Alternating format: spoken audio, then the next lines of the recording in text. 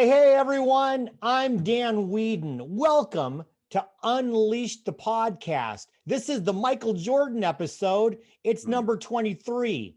Now, I'm going to tell you, I don't have Michael Jordan on, but I have somebody who I think is just as cool. You're going to find that out in just a little bit when I got Lawrence Garrett with me. But for right now, I want to tell you, thank you very much for either tuning in to watch live or listening to the podcast later.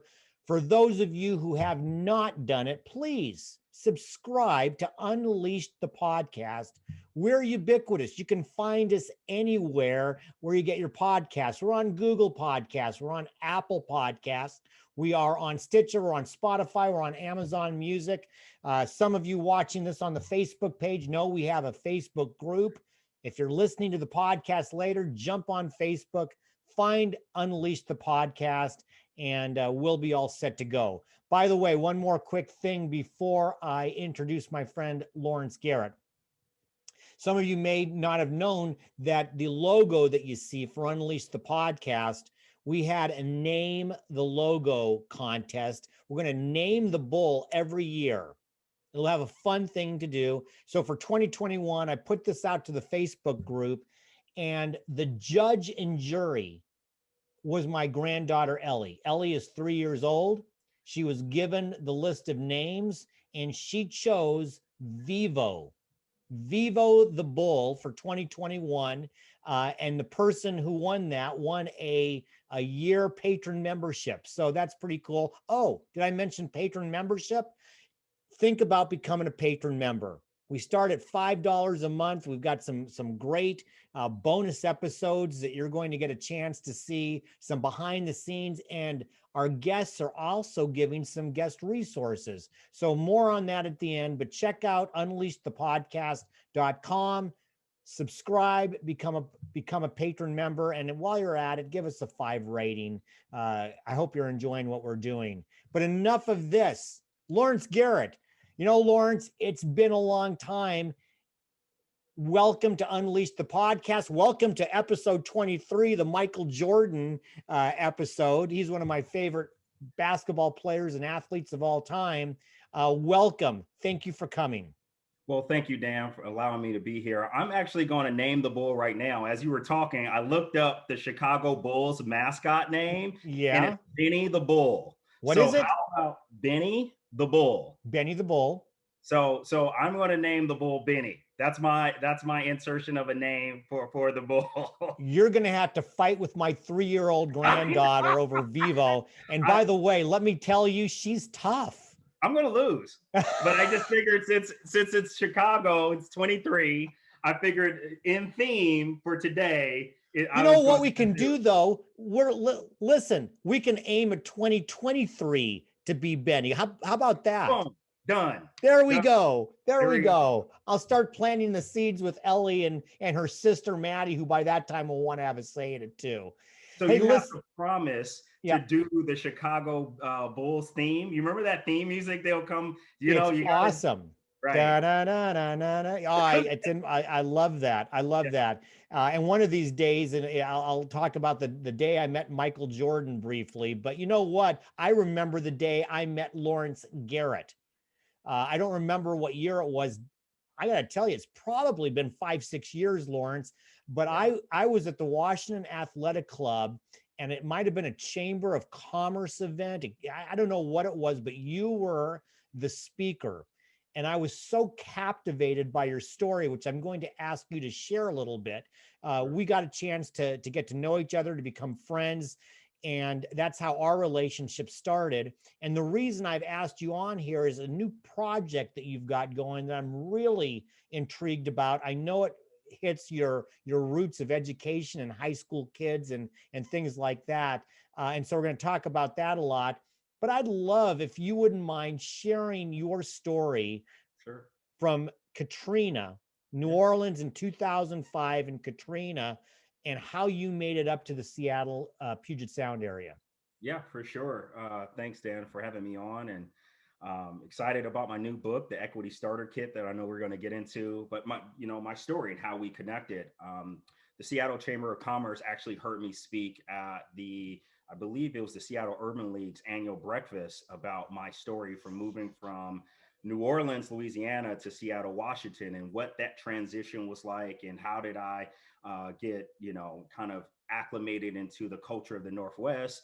And so then the president, I believe at the time of the Seattle Chamber, asked if I could speak at one of their events. And so that's where I met you at the Washington Athletic Club. And so the short end of the version of this story is that I happened to move to New Orleans the year the hurricane happened, because I had a girlfriend at the time that was in law school at Tulane. And anyone who has been in long distance relationships at their early 20s knows that at some point in time, somebody has to make the decision on who's going to move where and who's going to do what. I was a little bit more established in my career at the time, so I had a little bit more flexibility. And so I moved there. We broke up. She left. I stayed. And then 9 months later, Hurricane Katrina happened. And so how I decided to move to the Northwest was a really simple decision. I wanted to get as far from the Southeast as possible. So Dan, tell me, what is the opposite of Southeast?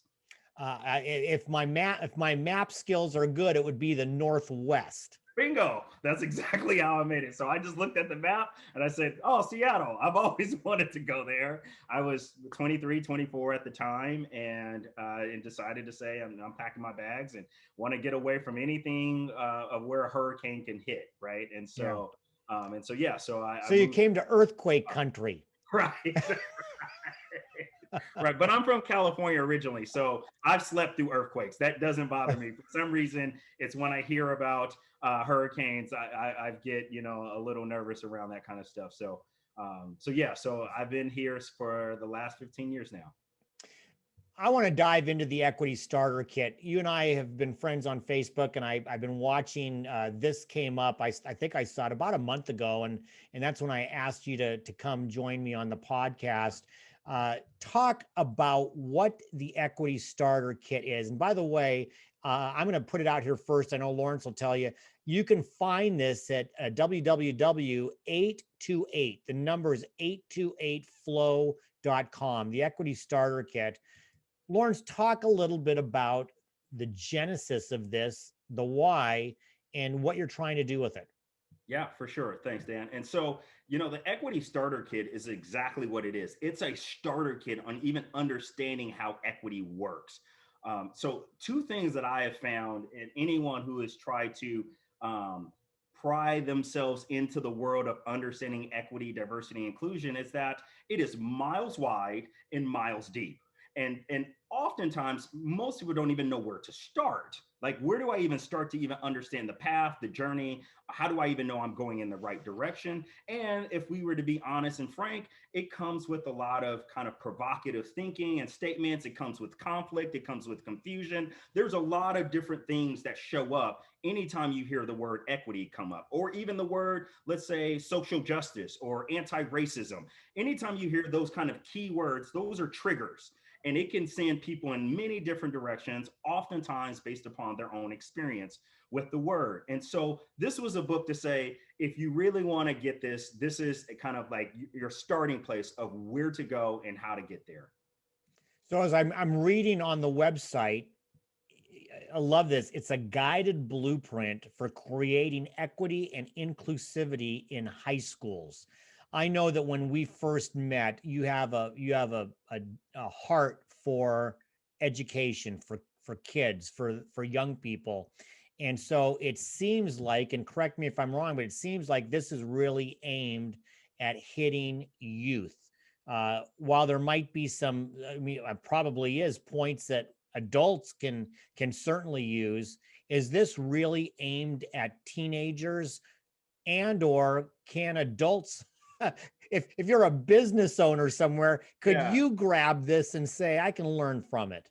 Yeah, for sure. So what I would first say is that it's actually targeted towards the administrators, the teachers, the staff. Oh, it is. Okay. It's for the adults on how their approach, their perspective, the way they make connections, the way they deliver curriculum. It's a framework and understanding how that can impact students and young adults. So it's really more towards them and that experience. Now, but it is for youth as well. And for the business owner, for anyone who is looking to be more inclusive in the work environment, this is a blueprint for you as well, because some of the terms, some of the concepts are applicable everywhere. And just to give you an example of that, Dan, one of the first things I kind of addressed early on is having a working vocabulary. The challenge oftentimes when we're talking about these concepts of equity or a number of other terms, anti-racism or social justice, most people are responding according to how they feel about it, opposed to what they actually know what the term actually means. And I'll give you an example, Dan, and in my consulting work, oftentimes, like let's say someone is in a working environment and someone says, well, that was a sexist behavior or that was a racist behavior. And then many people in a room would be, kind of like give their input, and they would have three different points of view of how they felt, whether or not that was racist or sexist or not. And oftentimes the reason why there's so much confusion on whether or not what something is because no one really has a clear definition of what it means, right? So I'm really big on identifying the terms. And this is also why I chose education, because in the education arena, my experience has been in the K through 12 education system that I was brought up in, I never learned about cultural appropriation or tokenism or some of these terms that are now part of our vernacular now, but we've never been introduced to these terms. So when these behaviors show up, we don't know how to properly identify them. And so one of the first things I tell anyone who is interested in doing this work is you got to get a glossary of terms. You need to understand the lexicon and stop going off defending or going against or fighting against terms and concepts that you don't even understand the baseline for. So, you're talking about defining, and that makes having that foundation, because the words that you just used, you gave that example, whether it's racist or sexist or whatever, as my dad used to say, there are fighting words. Right. I mean, and because all of a sudden it sounds like, you're calling me something, and I, in my mind, have a definition of what that is, and you have a different one. And all of a sudden things get heated. Right. How, what would be the first, kind of what's that first step outside of defining that you'd give to these administrators to say, hey, look, first of all, this has been a crazy year. I don't know when you planned on doing this, if it came as a result of what's happened this year, but what would you say, hey, administrator, here's the first thing you got to do? Yeah. So besides defining terms, right, besides defining, yep. The second thing is, and it kind of comes along with it, is that you need a resource center. You need an aspect of like, how do I get the podcast or the books or watch the movies or the video? So now I can go through a self-directed journey on my own of understanding not only the terms and the concepts, but how does it play out in everyday life?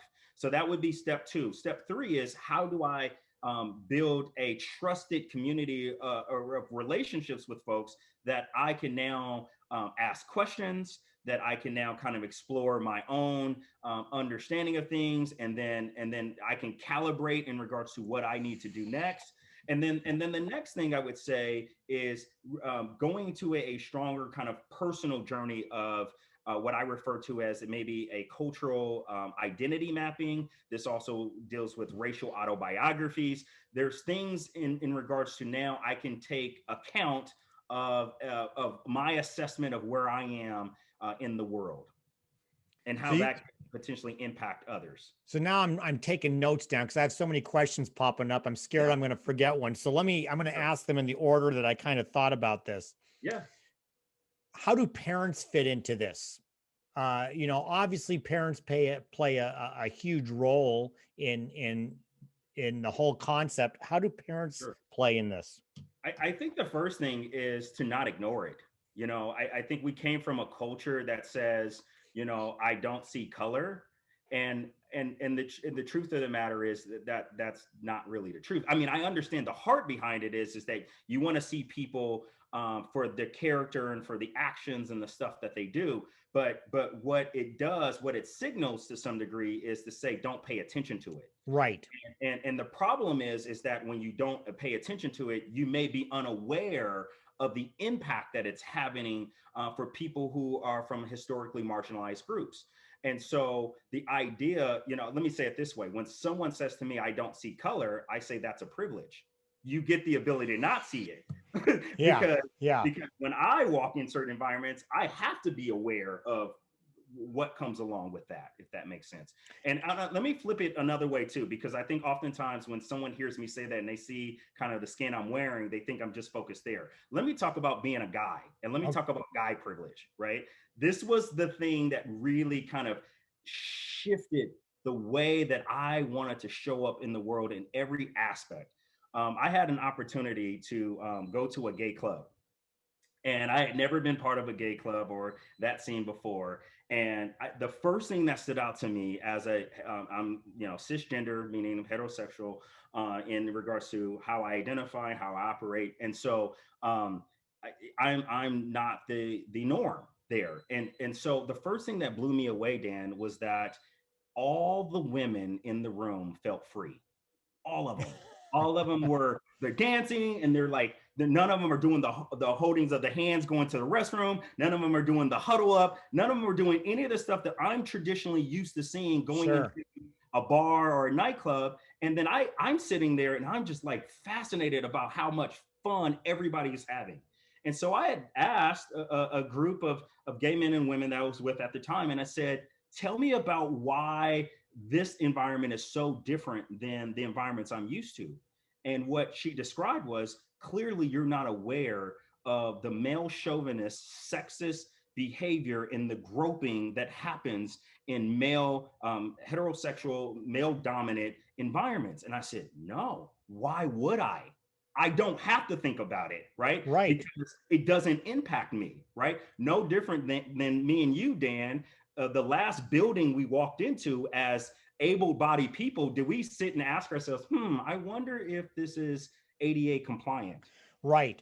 Right. We don't have to think about it. Exactly. So when someone says, I don't see it or whatever, it's because you don't have to think about it. And that in itself is the privilege. That is so well put, and it sparked a lot of thinking. I mean, you talked about the able-bodied. I've got a friend of mine who's an architect around that, and it was eye-opening for me. And what your story just kind of did the same thing. I want to kind of move this along to conversations. Yeah, let's go. Okay. Obviously, your book must have that. I know that I've got one of my best friends is a Black man about my age, and we, especially this year, it was a free place. I could ask him any question. He could ask me, why do white people think this way? And it's great because we had that opportunity, because I know as a white man, I have questions, but I might be scared to affect. I really want to know the answer because I have no other way of knowing. Right. And so can you talk about kind of that almost that elephant in the room?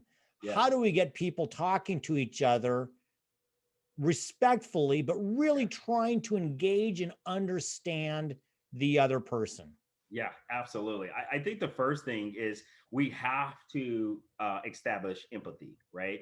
And one of the things that stands out to me in you sharing your story or just this example is that same feeling, right? That particular white males are feeling right now in this conversation. Like, I don't know if I'm going to say the right thing. I don't know if I can ask this question. I don't know how to show up. I don't know how to be.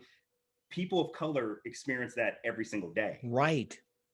And so now there is a bridge to empathy and said, oh, how I'm feeling right now about this topic and discussions, perhaps, this all white board that I'm sitting on with the one person of color may be feeling the same way about how they show up, what they can say and what they can ask, and in what manner they need to do it to appease or to acquiesce to what is the normative culture in this environment. So I think it starts with that. And I do believe, and a good friend of mine, John McIntosh, said it this way. He said, empathy comes by proximity, right? So we have to get closer in order to build those empathy muscles.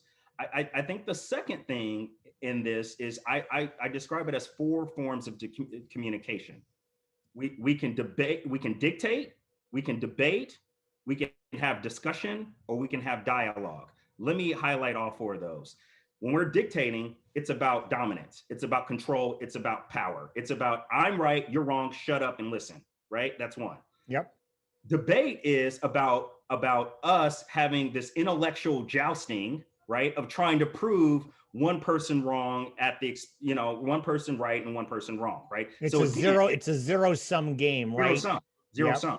So this is why I don't even, I don't engage in those conversations. There's nothing of value that comes out of that. But then let's look at the other 2. So then you have discussion and dialogue. So with discussion, what it says is, I want to walk away from this conversation learning something more and different than I did coming in. So my goal is a learner's posture to say, I took something from this that I didn't know coming in. If that is my primary aim and that is your primary aim, we're getting somewhere. And so then there's dialogue. Okay. And then so the difference between the discussion and dialogue is this. Discussion says, I want to learn something different, like a different idea, a different concept, a different perspective, a way of looking at something. Dialogue says, on a relational level, I want to learn something different about you that I didn't know before. So when we can operate in those 2 frames, right, those 2 frameworks to say that I want to learn something, how to look at something different, to think something different, and then I want to learn something different about you, that is where real change and transformation happens for a community, really for a nation. So I could talk to you forever on this, and in fact, I'm gonna put you on the spot right now. I'm gonna have you back again. Will you be willing to come back? Of course. All right. So I'm not done. I do have a couple more questions before we transition out. I have not dug in. I'm going to get the book. I'm going to get it and I'm going to read it. I haven't had a chance to yet, but I've got to believe that when you're talking about equity, it goes beyond just race. Absolutely. Because you may have seen one of my previous guests talked about, she wrote an article on gender neutral language. There's a lot of diversity and equity and a need for inclusion. I'm assuming that these conversations, the topics, the concepts, the things you put in there are all encompassing. Yes, they are. And I mentioned in the beginning of the podcast, like when you bring up the idea of equity and inclusion, again, it's miles wide and miles deep, right? So it's important to engage and understand what is the proper entry point to this work. And so, yes. So to answer your question, yes. So let me out. This will be my final question, and I'm going to find people need to find the book. What are the biggest challenges that you see? And let's keep it to the education system. I mean, let's keep it to where you're aiming this at initially. What are the biggest challenges, maybe 2 or 3, that you see in transforming people's minds and hearts? Wow. I mean, only 2, right? Podcast, right? Like that's an entire podcast by itself, because maybe that's our next podcast. It is. Please give me that, Justice, because as you're asking a question, I'm thinking of the array of clients that I have, right? And the number of different issues that show up in each one of these.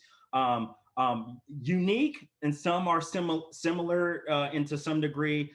What I can say, I think the number one challenge becomes it's a couple of things. I think one is this aspect of neutrality that I think most people don't understand how systems work. When I say systems of oppression, so people think of maybe a sexist behavior, or they think of a racist behavior, and they think of it as an individualized concept. They don't understand it in a structural sense. And so the goal is to be a good non-racist, and or a good non-sexist, not realizing that it's not a thing, that it's neutral. You either are complicit and colluding to things that are already in motion. That's the law of thermodynamics, right? A thing in motion will continue to be in motion, right? So there's that piece. And then recognizing that means I actually need to be aware that these things are happening? And what do I need to do to interrupt it when I see it? So, so I would say that is part of the piece. And I think the other piece is with that is how do I, in the book White Fragility, they reference the good bad binary. Right. Is that how, as a guy, how do I recognize that I may take on sexist behavior, right? But that doesn't make me a immoral or unethical person. I'm just unaware that I'm unintentionally causing harm because no one has sat down and helped me through that process, right? So it's the ability to separate the two, to say, hey, you know what? I probably am messing up and doing stupid guy stuff and not even mansplaining and doing a lot of stuff that I'm not even aware that I'm doing. So, but that doesn't take away the character and the value of the person who I am and want to be. And I lied. I love that. And by lied, I'm going to ask one more question. So it's my podcast. I can do whatever I want, right? So I said, think about from the academic world. We have people who are business people here, whether they're own businesses or they are employed by. What's one piece of advice that you could give the CEO, the president, the entrepreneur out there that could help raise awareness for the business community? Yeah, I think the first thing is really, gosh, there's a few. So what I would say for the business person who's interested in wanting to engage in this work is saying, how do I go from being an equity believer to an equity leader? Because those are two different things, and that's a different podcast, right? So there's that. I think the second thing for that business leader is to recognize that when we're talking about inclusivity, we're talking about talent pool. We're talking about increasing your bottom line. We're talking about improving every business function. This is not some charity. This is not just a social cause that you need to rally behind and check a box and feel good about yourself and not being labeled or called out. It's not about that. The better you can start seeing, like, wait a minute, where is our current recruitment going, right? And what possible talent pool are we missing out of because it's not even on our radar, that we're not even providing pathways and access to those to that talent pool over there, right? And trust me, I'm not a big Bill Belichick fan, right? I need to say that because I'm living in Seattle and I know how people feel about the Patriots. But one of the things that I say is brilliant about Bill Belichick is that his ability to recruit wherever, whenever, to see talent, and he can turn no names, if you will, into this solid dynasty that has been lasting for the last 20 years. And people are trying to figure out, how does he do it? In my opinion, what I've been able to observe is that he's able to identify talent in places that no one even chooses to go. Interesting. That's that. Yeah, we're gonna get back together again in 2021. I guarantee it. In the meantime, though, now make sure you tell people how they can get the equity starter kit. Yeah, you bet. So visit the website. That is www.8, the number 828. So the number 828 flow, FLOW.com. Or you can check out Blue Cactus Press. That's the local distributor that I'm using here as well. And then you can find me on Facebook. Go to the 828 Facebook group. If you're more interested in more resources, free content, I have guest speakers that come in all the time. And if you want to just kind of grow your DEI muscles in a community, we welcome you on board. Well, you're going to find me. I'm going to be adding my name as soon as this is done. Thank Lawrence. I can't thank you enough. This has been fantastic. Best to you and Talisha and the kids for a Merry Christmas, Happy Holidays, Happy New Year, all of that. Everybody else, look. We've got guests just like this. You want to make sure that you're subscribing to Unleash the Podcast so you can hear guests just like Lawrence and when he comes back again. So please subscribe to wherever you get your podcasts. Join us on Facebook, become a patron member. And above all, please be well out there, be healthy, stay safe, and above all, be unleashed.